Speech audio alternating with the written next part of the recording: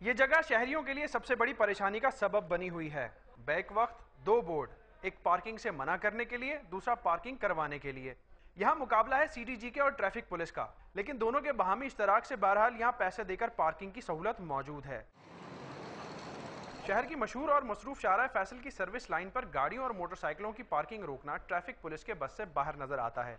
Service road ना तो parking हो सकती है ना नो पार्किंग हो सकती है, ना ये वन वे हो सकता है ना ये टू वे हो सकता है। उसका इनका केस चल रहा है, कोर्ट में केस किया हमने। जब इनको लिखा, इन्होंने हमारे खिलाफ केस कर दिया। दो तरह के बोर्ड लगे देखकर शहरी यहाँ पार्किंग तो करना चाहते हैं, लेकिन मुफ्त में। कहते हैं कि ये खत्म हो जाए, ये गैर कानूनी है, क्योंकि हर गाड़ी वाला टैक्स देता है, रोड परमिट होता है, इंश्योरेंस होता है, तो ये किस चीज़ का लेते हैं? नहीं, सर्विस रोड पे पार्किंग चार्ज नहीं होनी चाहिए। ये नहीं होनी चाहिए। अगर इस पे चार्जेस लग गए तो इससे हमारा भी नुकसान है, महंगाई वैसे इतनी हो रही है।